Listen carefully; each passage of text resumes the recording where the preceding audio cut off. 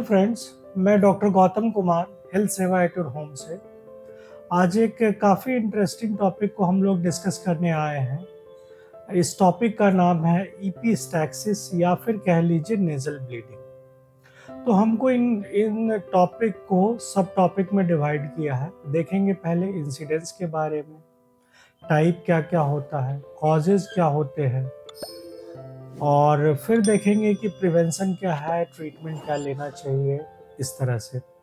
तो सबसे पहले हम देखें कि ईपीस्टैक्सिस का कॉमन मीनिंग समझिए कि नेजल ब्लीडिंग। ये ब्लीडिंग क्यों होता है, किन में होता है? तो ज़्यादातर ये बच्चों में देखा जाता है। बच्चों में क्यों होता है? जब हम लोग देखेंगे थोड़ा एनाटॉमी की बात, जब नेजल सेप्टम की बात करते हैं तो नेजल सेप्टम इंटीरियर और पोस्टीरियर होता है।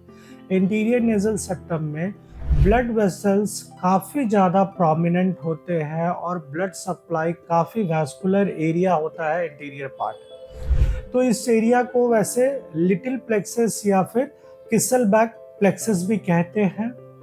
और ये जो है एक थिन म्यूकस कवरिंग से घिरा रहता है। तो अगर कभी भी जैसे हम लोग ड्राई एयर के कांटेक्ट में आए या फिर हम लोग नेजल प्रिकिंग हो या जरा सा भी इरिटेशन होता है तो ये ब्लीडिंग होता है। अब ये ब्लीडिंग मोस्ट कॉमनली चिल्ड्रन में देखा गया है और ये माइल्ड टू सीवियर हो सकता है। तो जैसे टाइप पे अगर हम आते हैं तो इंटीरियर एपिस्टैक्सिस होता है और पोस्टीरियर एपिस्टैक्सिस होता है। इंटीरियर माइनर होता है और पोस्टीरियर जो होता है, जब हम देखते हैं कि ट्यूमर के केस में या नेजल पॉलिप के केस में ये निकलता है, ब्लीडिंग जो होती है वो आती है। तो अब आते हैं हम कॉजेज पे आते हैं। टाइप देखने के बाद, टाइप को हमने इंटीरियर और पोस्टीरियर में डिवाइड किया है due to position of the bleeding के हिसाब से। अब हम लोग कॉजेज पे आते हैं कि ये कॉज क्या क्या है ब्लीडिंग के। तो हम देखते हैं कि पहला तो लोकल कॉज है और दूसरा है सिस्टेमिक कॉज। लोकल कॉज में अगर हम देखें तो हमारे फिर से हम कहेंगे कि हमारा ड्राई एयर या लेस ह्यूमिड एरिया है तो उस केस में हो सकता है, या किसी तरह से इरिटेशन होने के कारण, या साइनसाइटिस या राइनाइटिस के केस में भी हम लोग देखते हैं, या एक किसी रनिंग नोज हो रहा है उस केस में भी कभी कभी ब्लीडिंग हम लोगों को मिलता है, या फ्रिक्वेंट पीकिंग के फॉर्म में अगर हम बार बार नाक को इरिटेशन या ट्रॉमा देते हैं तब ऐसा होता है।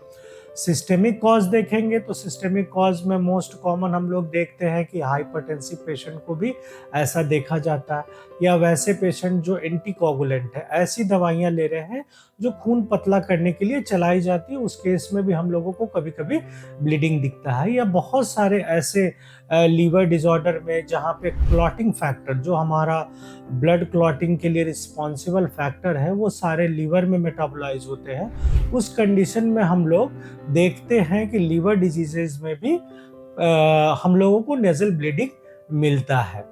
अब हम देखते हैं कि अदर फैक्टर कौन कौन से हो सकते हैं। तो बहुत सारे केसेस में देखा गया है कि अल्कोहलिक पेशेंट में भी ये बहुत कॉमन होता है, या वैसे पेशेंट जिनको स्ट्रेस हो या फिर इमोशनल कंडीशन में भी ऐसा देखा गया है कि नेजल ब्लीडिंग मिलता है, या हाई एल्टीट्यूड में भी ऐसा देखा गया है। और जब हमारा ह्यूमिडिटी रिड्यूस हो जाए तो वो भी कंडीशन नेजल ब्लीडिंग कॉज करता है।